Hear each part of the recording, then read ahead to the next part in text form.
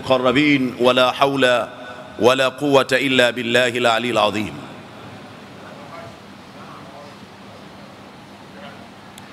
سادة الحضار الكرام،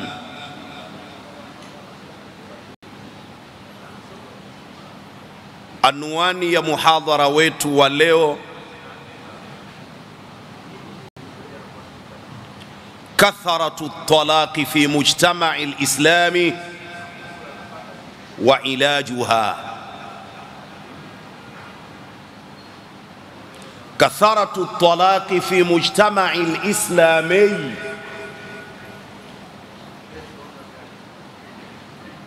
kukithiri kwa talaka,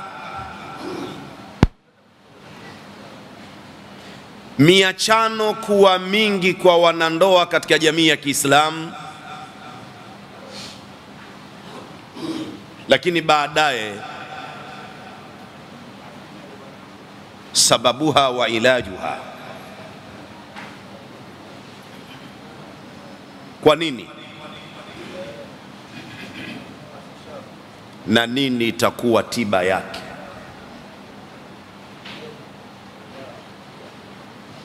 Jamii haioni uzito wa talaka, ima mume ama mke, kiasi imefikia kuwa analazimishwa mwalimu, imamu ama shekhe kutengeneza mpango anaojua yeye ili kuruhusu hao warudi tena kuwa pamoja, maana talaka zishakwisha. Anatakiwa shehe atafute chochoro ya kuwahalalisha hao walio acha mpaka talaka zimekwisha, lakini bado anataka. Uzito wa talaka haukupewa katika jamii ya Kiislamu. Neno lenyewe ni at-talaq, al-irsal, lughatan al-irsal, kukiachia kitu. At-talaq huwa al-irsal,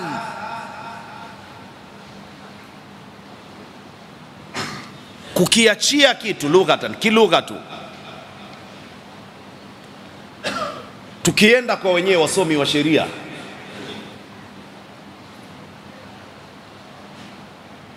wao wanaliabiri, wanalieleza neno talaka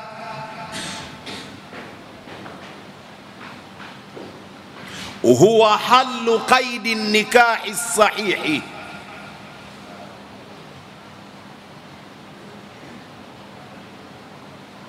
bilafdhi sarihi au alkinaya,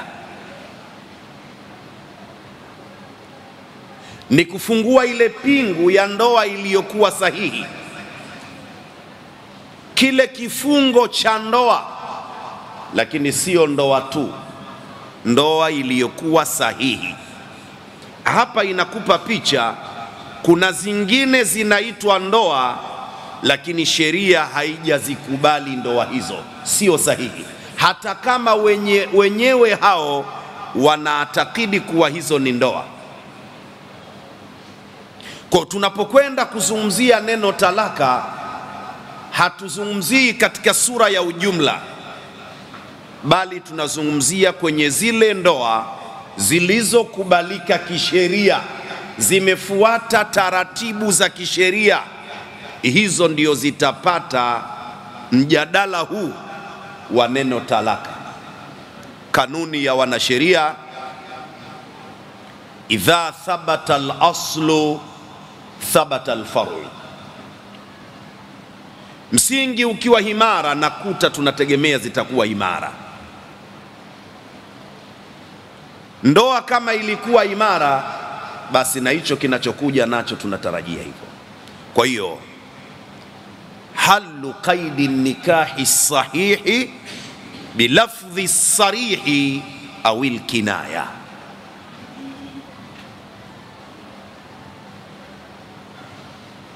kuifungua ile pingu ya ndoa iliyokuwa salama, ndoa sahihi kisheria. Tunaifunguaje? Bilafdhi sarihi au ilkinaya, kwa tamko la waziwazi la kuacha, ama tamko la mzunguko na fumbo. Na haya yote yamo.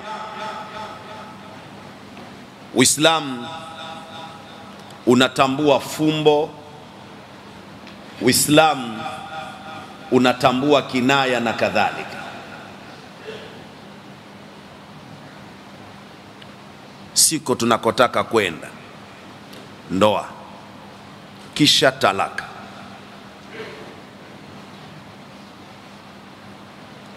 Katharatu talaqi fi mujtama'i al-islami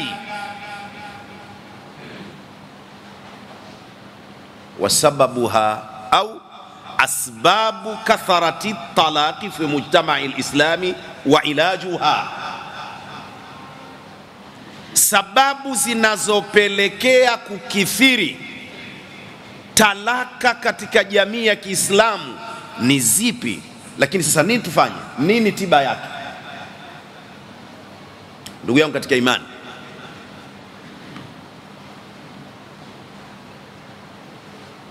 mabwana walipata kusema man akhta'a at-tariqa dhalla,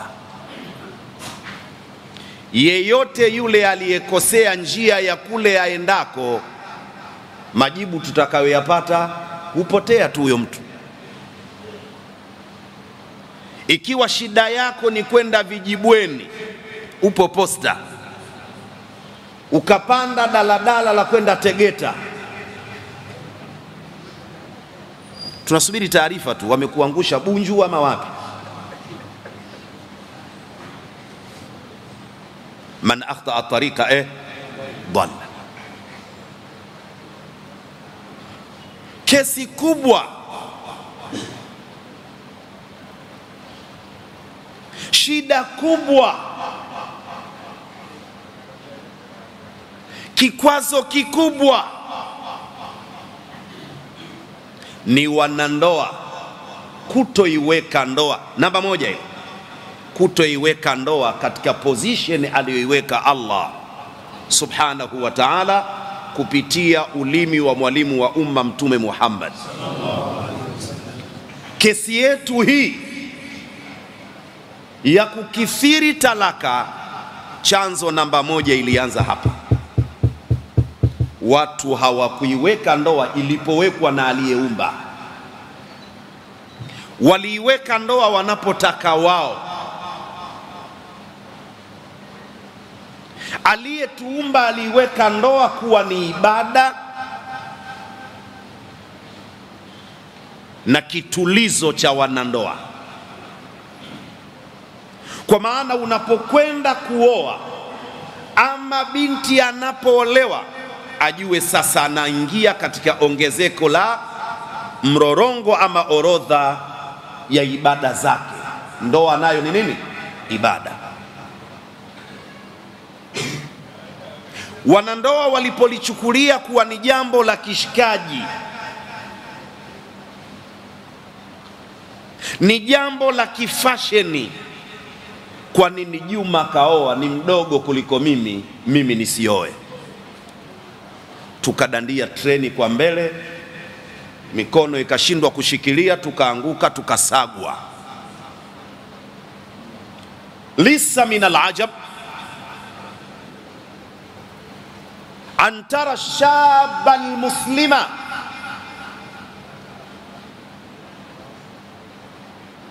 lahu thalathatu ankiha. Si ajabu kamwona kijana mdogo wa Kiislamu tayari kashapita katika ndoa tatu, kaacha, wala yubali, wala hashtuki. Ijtimaiyan wa dina, hashtuki kijamii kwamba watu watanisomaje na acha mimi tu, jamii inanisomaje na kuwa mimi Mr. acha. Jamii haitanitaja katika wale aliopata kuwataja Mtume Muhammad kwamba dhawakuna, na mimi nikawa Mr. onja. Kuna watu dhawak, hilo ajali. Likitokea tatizo dogo usinitishe. Wanaotafuta kuolewa hapa duniani wako wengi. Usiringe kama vile una kiungo cha ajabu. Lugha zinakuwa sio za mapenzi, ni lugha za kijiweni. Hatukuiweka ndoa mahala ambapo Allah kaiweka. Mtume Muhammad sallallahu alaihi wasallam kaifundisha kuwa ndoa iwe ni nini? Ibada na tulizo la nafsi. Hii ni tatizo la kwanza. Wewe ambaye wanisikiliza sasa, haujaoa, basi kama hujakwenda huko, anza upya, chukua haya ambayo leo ninakupa. Wewe uliyeoa jana, kama ulikuwa upo kama fashion, badilisha gia juu kwa juu, iweke ndoa yako kuwa ni ibada. Muislamu, sisi tukaitwa ummatun marhuma, umma uliohurumiwa wa Mtume Muhammad. Sisi kila kitu chetu kimetengenezwa kuwa ni ibada. Kuna ibada za kufanya na ibada za kuacha. Kila kitu kwa Muislamu, kuna matendo ukiyafanya ni ibada na kuna matendo ukiacha ni ibada. Cha msingi, tengeneza nia yako katika hayo. Ukiwa na nia bora ukaenda kusikiliza muhadhara kama huu, umo ndani ya nini? Ibada. Kwa nia nzuri, sio kwa sababu mashetani ya kwenu yanakusumbua. Una nia njema ukaacha ulevi, kuacha kwako kulewa ni ibada. Kuna watu hawalewi, wakilewa mashetani wanawasumbua. Hiyo sio ibada. Wewe unaogopa shetani, subiani atakutesa. Hatukuzungumzii wewe unayeabudu mashetani. Tunamzungumzia mtu ambaye kaamua kwa maksudi, pombe ni haramu, imekatazwa, silewi. Sio kaacha kwa sababu hana pesa. Hazini sio kwa sababu, maana kuna mtu mwingine kashatongoza, washapatana, lakini kaachwa solemba. Wewe sie, nisubiri nakuja saa 10, hakuja. Wewe sie, hataki kwa sababu ni haramu.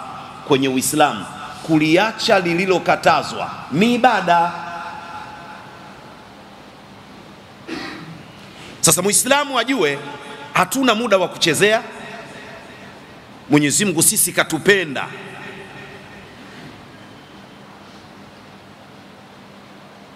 Kwa hiyo ndoa ni nini? Ni ibada. Munapendana ninyi, munasaidiana ninyi, munatoana kiu ninyi, munapikiana ninyi, lakini bado Mwenyezi Mungu anakupeni nini? Thawabu. Ummatun marhuma.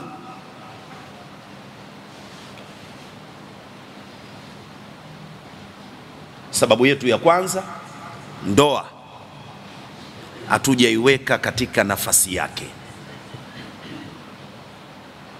Ikiwa umeweka kwamba sasa nataka kuongeza orodha, qaimatul ibada, orodha sasa ya ibada zako, unasali, unafunga, unatoa sadaka, unajitahidi kufanya kadha wa kadha, sasa nataka kuongeza na jambo la ndoa, nayo ni ibada nyingine. Kuna tatizo la pili. Kwa nini talaka zimekuwa nyingi? Tatizo namba 2, adamu tadqiqi fil ikhtiyari, adamu tadqiqi fil ikhtiyari,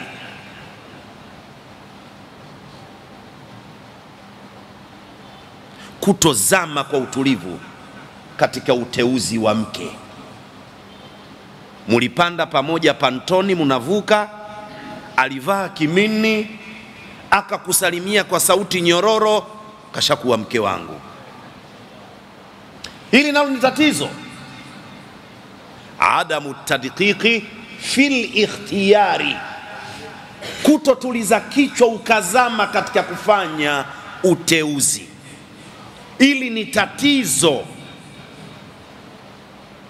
Kuna watu bahati mbaya wakupata bahati ya kukaa wakaonana na babu zao, ima upande wa baba ama upande wa mama. Wengine walipata bahati lakini hawakuwapa nafasi babu zao. Wengine walipata bahati kuwakuta lakini babu wenyewe tatizo. Katika kile Kiswahili cha siku zote tunachokisema, usitake ushauri kwa kila mzee, hata wahuni nao wanazeeka. Mwingine babu unaye lakini babu yako ndio msela wa zamani, hawezi kukupa ushauri bora wewe.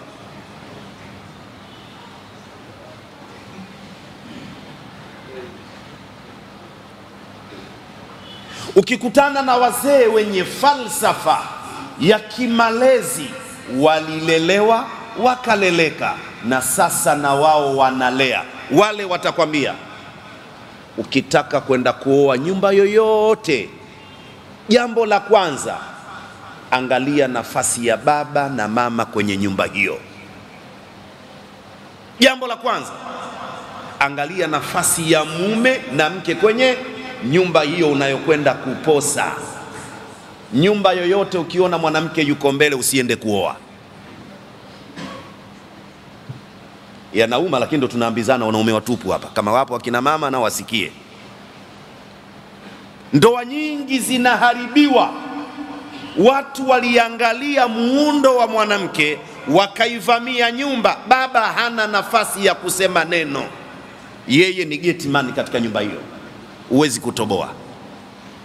Akikupenda mama utapata raha, na siku akikuchukia unapakwenda kulalamika. Baba mwenyewe hajielewi kwamba yupo asubuhi au jioni.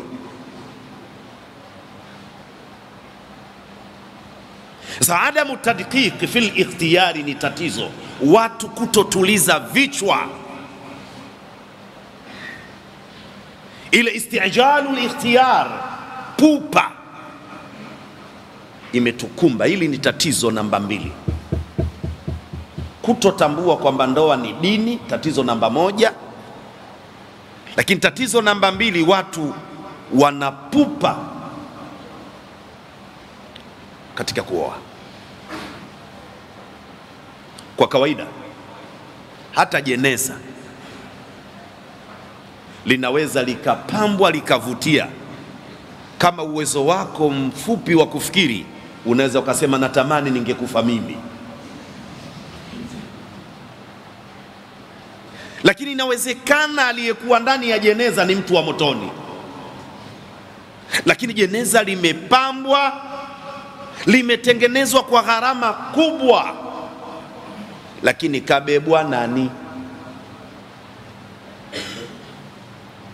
Hivyo hivyo yawezekana binti ukamuona anavutia katika macho yako, anashtua moyo wako, anavuruga akili zako, lakini je,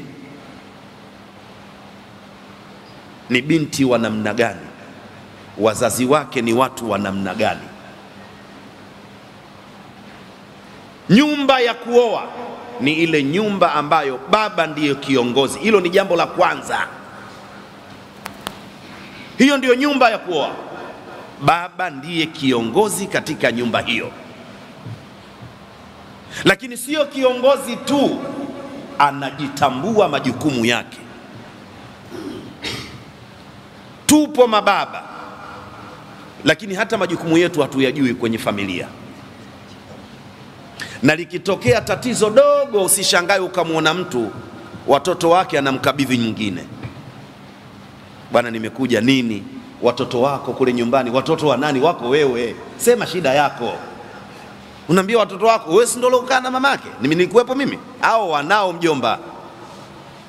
Wewe sema tuna tatizo kwa wanangu. Kwa nini watoto wako unamkabidhi mwingine? Ni kukwepa majukumu. Tunaongopeana eti ndio mapenzi. Zile ni lugha za watu kukwepa majukumu yao. Kwa unapotaka kwenda kuoa, hakikisha kwanza nyumba yenyewe ipoje. Familia inayojitambua, likitokea tatizo utamaliza we nyumbani. Likikuzidia ukienda, unapokewa kwa mikono miwili na linakwisha, linazungumzwa, linakwisha pasina kuelewa watu. Familia isiyojitambua, mumeenda kuyazungumza matatizo yenu leo asubuhi, mpaka ikifika saa 8 mtaa mzima umejua kwamba wewe umekwenda kulalamika, mkeo kikojozi anamaliza magodoro. Mtaa mzima utajua. Usimlaumu mtu. Wewe ulihamasika na mwanamke muonekano. Wenyewe wanasema walimu, wa kaifa yastaqimu dhillu wal'udu a'waju, isifahamu al-istibadi. Ni jambo gumu sana, haiwezekani kivuli cha mti kikanyooka hali ya kuwa mti wenyewe umepinda pinda.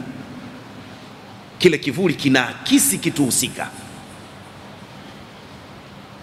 Mtoto anaweza kuwa na shida ndogo ndogo, lakini akaja akanyoka kwa sababu ya wazazi wake.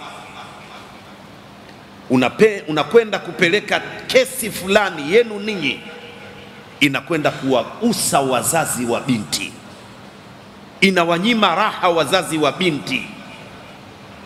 Wazazi wanamkabili binti yao kwa kishindo kizito, wakimtaka ajirekebishe, na kwa sababu kaleleka na wazazi wa sampulio, binti ananywea kama tairi ya basikeli iliyotobolewa sindano, pancha, ananywea.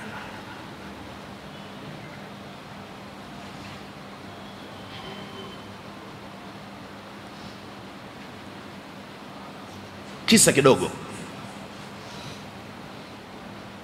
lakini sio kisa cha aya wala hadithi, cha mtaani, lakini kisa hiki ni cha kweli. Jirani na mtaani kwangu kule Tandika ninakoishi, mzee mmoja kaoza binti wake, kamuozesha, tusigombanie maneno binti yake.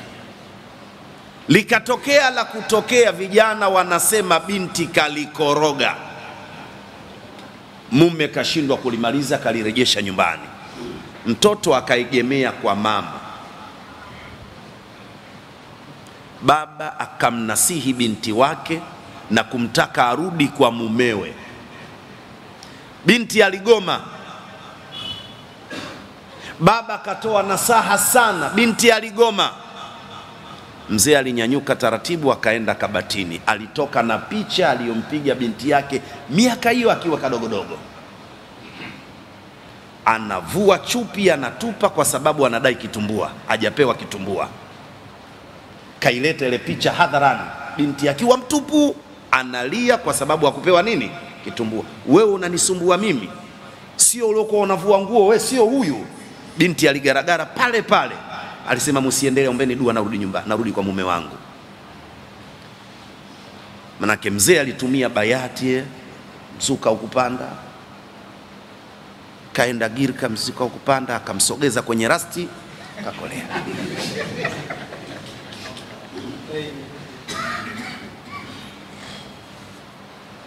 Sasa hii adamu tadqiqi fil ikhtiyar wal isti'jalu fihi, kutotulia na kuzama katika uteuzi wa huyo unayemuona ndio atakuwa partner wangu wa maisha, na kuwa na pupa na mihemko ya haraka haraka. Hili ni tatizo nambari 2 katika matatizo yanayosababisha kwenda kukithirisha talaka.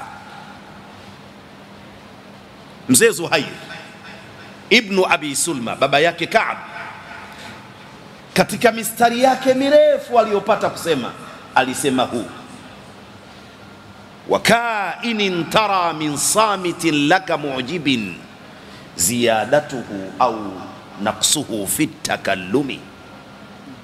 Lisanul fata nisfun wa nisfun fuaduhu fama baqiya illa suratul lahmi waddami. Mzee anasema, anatoa nasaha kwetu vijana.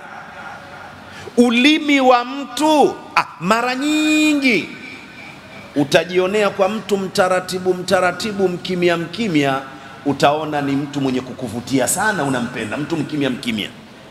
Wakaini tara min samitin laka mujib. Tatizo linakuja wapi?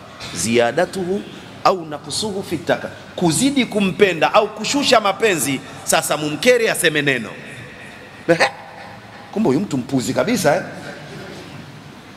Yani ule ukimya mkimkoroga anatamka neno kama gorofa la Kitaga Uchumi, nyote ndio huyu au mwingine. Hivi basi tusivutiwe na ukimya, tumfuatilie mtu kwa kina. Akasema lisanul fata nisfun, majazi hiyo min dhikri al-ba'd wa iradati al-kull. Ulimi wa mtu ndiyo nusu mtu, kwa maana mwanadamu mzee Zuhairi kamgawa katika sehemu ngapi? 2.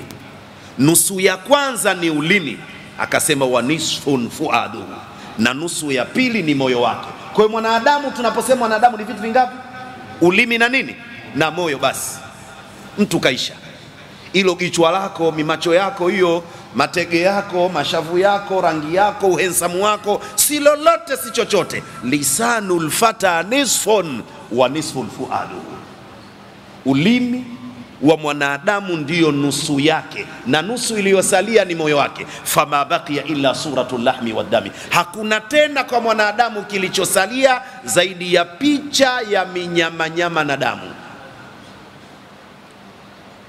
Kwa hiyo picha ya kwanza tunapokaa na mtu kumjua ni mtu wa kiasi gani, tunafuatilia maneno yake. Min fika yadhharu ma fika, hata wasomi hawa wanajua min fika yadhharu ma fika, yanayotoka katika kinywa chako yanatafsiri vile ulivyo, kwamba wewe ni mtu timamu au wewe ni boya.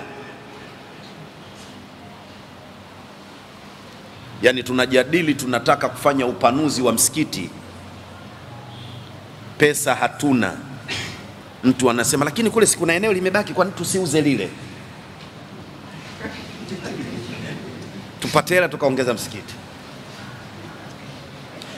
Wewe unaweza ukacheka ukaona ni jambo la ajabu, lakini limetokea Tanzania hii, mkoa wa Pwani, Vikindu. Naijua Vikindu? Mkivuka getini, sogeni kidogo, kuna msikiti pale. Viongozi wamejadili, wameuza eneo la mbele, limewekwa pale sehemu ya hifadhi ya pombe. Ukienda utaona pale kampuni ya bia, yani mbele ya miherabu kama hapa, kampuni ya bia Safari Laga, wanahifadhi pombe mbele ya miherabu. Sio masala tembeni, lakini ni mkakati ulioandaliwa na nani? Viongozi. Unajua kwa viongozi hao tatizo hii, shida. Inawezekana kuna mmoja katika viongozi alikuwa anadaiwa kodi, akaleta fikra hizo. Sasa lisanul fata nisfun wa nisfun fuadu fama baqiya illa suratul lahmi waddami. Adamu tadqiq. Sababu ya 3 katika sababu zinazopelekea kukithiri talaka, sababu ya 3, ikhtilafu zawjaini fil baladi wal bi'ati wal maisha. Ndio wanaita walimu hawa el-kafaa,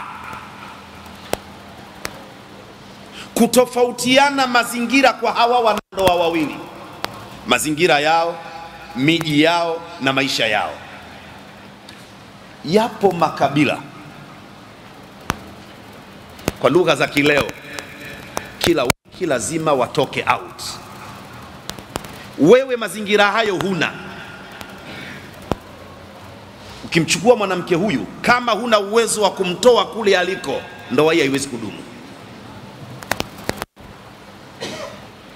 Wao wamezoea kila wiki wanakwenda beach, Mikadi beach, sijui wapi. We weekend ni siku ya familia yenu, mnakutana nyumbani. Yeye wiki wanakwenda beach, nyinyi mnakutana nyumbani. Tunaenda kwa shangazi Kibugumo,